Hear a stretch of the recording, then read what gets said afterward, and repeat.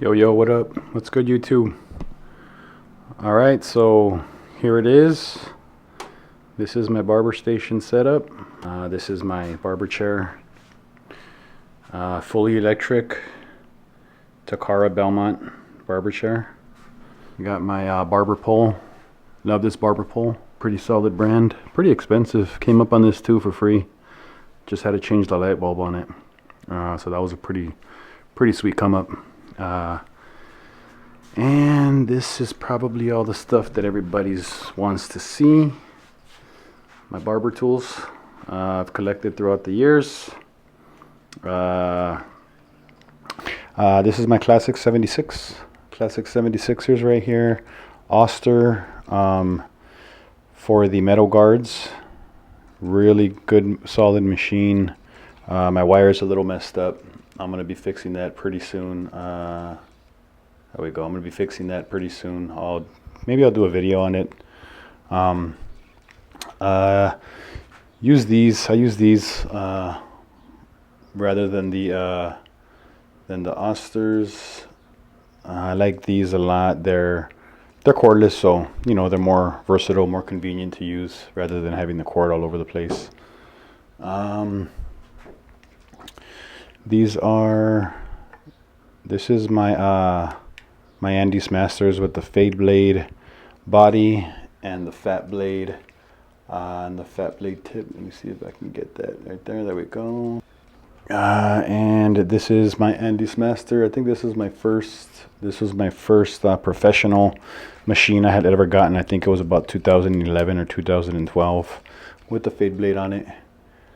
With the fade blade, let me see. Come on. Yeah, with the fade blade on it. This Master, I think this was a special edition that came out a few years ago. I just wanted to get it because I like the color. It has a standard blade on it.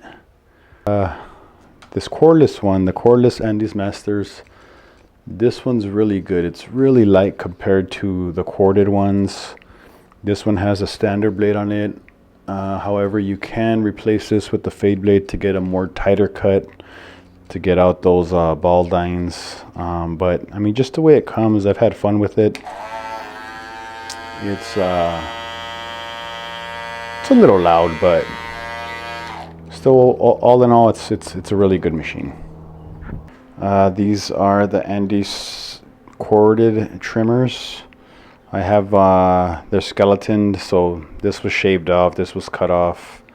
I think this one I did by myself, and then I took it to the guy that modifies my machines, and he fixed it up for me. So he hooked it up with that.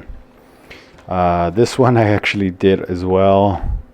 It came out okay, but for some reason the blade wasn't cutting. Hold on. The blade wasn't cutting, but then he was able to fix it for me. So yeah, it's good machine.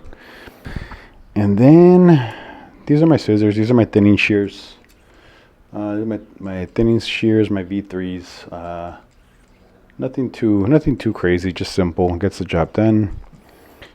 These are my other ones. These are I think 5.5s or something like that. But yeah, they both do the same thing. Use them to blend texture a little bit, put a little bit of texture in the hair, you know, at the ends when you want everything to comb nicely.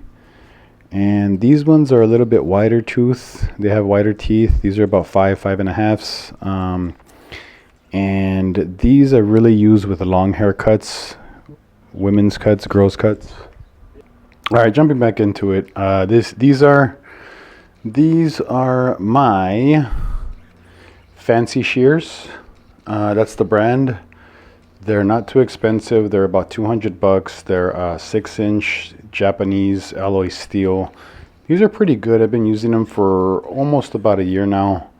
Yeah, so you could check those out. Fancy shears. They have an Instagram. They're online and all that good stuff. And these are just some basic ones. These are like my 8-inch. When I first got into barbering, I had a thing with long shears. I don't know why. I thought it looked cool. So these I just pretty much use for cleaning up beard work, and you know, just going through the hair. If I want to go through the hair fast and I'm doing a shear cut, If maybe doing shear over comb, I'll use that one because it takes the hair down a lot faster. Same thing with these ones. These are 8-inch. These are 8-inch Japanese Piatras. These are pretty good. I've had these for a couple years. Been able to put some work in with them. And again, I don't know. I just had a thing with long shears when I started barbering. I've always liked long shears. The Andes. These are Andes lithium ions trimmers. Really good trimmer. Don't use them very much anymore. I'm having fun with some other new stuff. Here's another pair. These ones are a little bit more zero gapped. They work really good. They're really good. They're really inexpensive. Good quality. Wall cordless Sterlings 4 with the cordless with the standard blade. Don't use these too much. I actually don't use them at all. But I just have them. I don't like throwing away machines or selling them. I just keep them for some reason, just in case. You never know. 5-star Seniors cordless. Good machine. I used to use this one back to back in the shop, and puts in really good work. Wall Magic clip, Wall Magic 5-star. Solid machine too, as you could see the name faded off. I've used the heck out of it, and it's really good. Fade blade, good for all around cutting. I've always wall balding clip, wall balding, like the wall balding clip. I wouldn't recommend anybody really to buy it. I've had it for a lot of years, and I change the blade like yearly. I use it for myself when I give myself haircuts because I don't like to waste. I don't like to put wear and tear on my trimmers, so I just use this. Wall super taper. I like this machine. It's a nice vintage classic machine. Don't use it very much. I have a few videos on my Instagram if you want to go check that out. On it, some tutorials up there. It's a fun machine. These are wall Sterlings. Haven't used these in a couple years either, but I still have them. I still have them. No, they're good. Good machine. Fade blade on them. Wall detailers. And final one from Wall. This is the Wall retro cut. Let's move it on over here. This is one of the newest ones I got, the 50 cal. This is the 50 caliber Magnum. This is a pretty good machine with the fade blade. I haven't really messed around with it a lot to tell you what it can and cannot do, but I mean, I'm pretty versatile when it comes to my machines. I kind of look at it. I've always liked drawing. As a kid, I always liked drawing, and I think that's what brought me to cutting hair, is creating something. So I kind of just look at these as all different tools, but you don't really need a certain tool to do a certain cut. You can do any cut with any of these machines. I believe different barbers might tell you different, but that's just what I think. I think it's just different tools for different barbers. Just like when you're drawing, you don't need a $50 pencil to draw something. You just need a $2 number 2 pencil, or whatever you have. So that's what I say. I mean, you don't really need anything specific to start. If you're starting, just start off with whatever you have. Use whatever you have. This is the Babyliss Gold Effects. This is a pretty fun machine to use. I like the look of it. I really, really like the way it looks. I think I bought it more for the way it looks than what it actually does. But it does cut really good. It doesn't cut too close. Let me see. It doesn't cut too close, but it gets pretty close enough. If you're taking out a bald fade line, you could buff it out with this close and then just come clean it up with the Babyliss trimmer or whatever trimmer you have. Anyhow, this is the Babyliss Pro Gold Effects trimmer. This one's pretty fun to use. I haven't used it a lot. I haven't used it a lot on many haircuts because I was cutting in January and I had to stop because I got COVID. So I had to stop, and I haven't cut actually since. I'm waiting till I get fully vaccinated, and then I'm gonna go back to work. So that's what's happening with that. And this is my my Babyliss Pro shaver, Babyliss Gold Pro shaver. This is pretty cool. I kind of was iffy on buying it just because of the price, but I really like the way it looks too. It matches with the machine, with the it matches with the gold effects on machine and the trimmer. So it's a pretty cool set. It's a fun set. This is my Persona razor, my Diamond Edge. It uses a Persona, the big blades. And I don't really use this one too much. I've just had it. I've had it since barber school.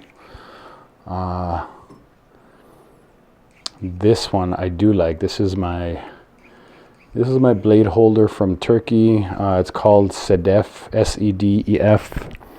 And this one, you load the blade up here to the front. Nothing comes out. Nothing comes out. It's not a slide cartridge. You just slide the blade in here. I really, really like it. You could expose the blade as much as you want, or as less as you want.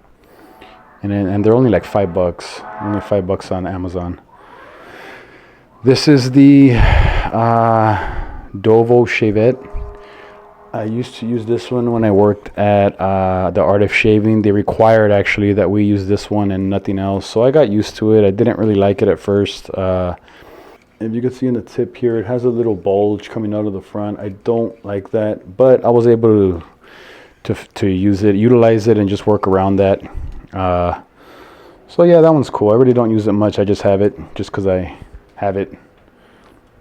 Now this one is probably one of my favorites too. This is the Elegance. This is the Elegance blade. This one's super exposed.